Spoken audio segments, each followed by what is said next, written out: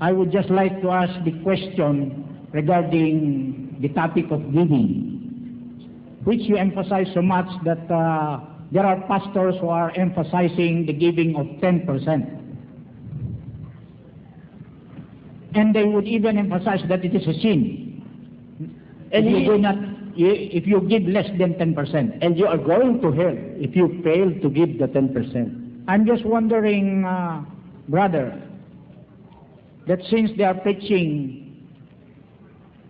that it's a sin when you give less the 10%, I did never hear them saying that it is a sin to give more than 10%. They enjoy receiving more than the 10%. For a fact, they say one of my co-panelists in the program of Don Manolo Tabis in DCWB way back in the 1980s said, if you are going to give less than 10%, then you are sinning a great sin against God. But I asked him, how if I give more than 10%? So much better, sabi niya. It's much better. Because God is well pleased, sabi niya. And then I answered, the God that is being pleased if you are giving more than 10% is the stomach of the pastors. Because it is their God, their stomach, their bellies. According to Philippians chapter 3 verse 19, it reads, please, 3:19 of Philippians. Basa. 3:19. Ilocano nga, Ilocano. Sige nga. Ati panungpalan da isu iti panakapukaw. Ati Diyos da isu titiyan da. Ket ti dayag da adda iti bainda. Isuda panunutin dalaing kinaindagaan. Ayon. Ang iniisip nila earthly things. Ingkare lang ang kanilang Diyos, ang kanilang tiyan. Tiyan din ba sa Ilocano? Tiyan din ba? Oh. Tiyan po. O ikaw, sa English kapatid na Zoren. Whose end is destruction, whose God is their belly, and whose glory is in their shame, who mind earthly things. Ayon. Their God is their bellies. Kaya natutuwa naman pagka marami silang binibigay, higit sa ikapo.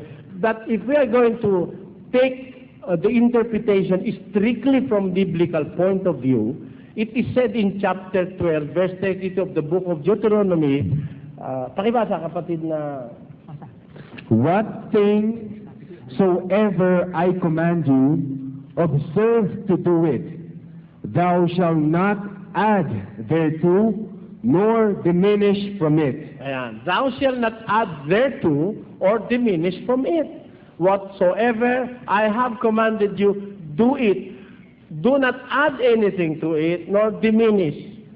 Ibig sabihin po nun, kung talagang ang utos ay 10%, then you have to give exactly 10%. But the question is, the 10% law is not anymore applicable during the Christian era. Because Jesus Christ, through the gospel, is teaching us how to finance the work of God on earth. In 2 Corinthians chapter 9, verse 7, it says, basa, magbigay ang bawat isa ayon sa ipinasya ng kanyang puso. Huwag mabigat sa loob o dahil sa kailangan, sapagkat iniibig ng Diyos ang nagbibigay na masaya. Ayun. Maliwanag po yun eh. Sinabi ng Diyos, doon sa mga first century Christians, sabi niya po ron, every man according as he purposeth in his heart, so let him give, not grudgingly or of necessity, for God loveth a cheerful giver. Give according as his heart purposeth, according to the dictates of his heart. Therefore, it is not 10%. It may be 10, it may be more, it may be less. And you sin not, because it is according as your heart purposeth, according to the dictates of your heart. That is the law of the New Testament. Yun po ang sinasabi.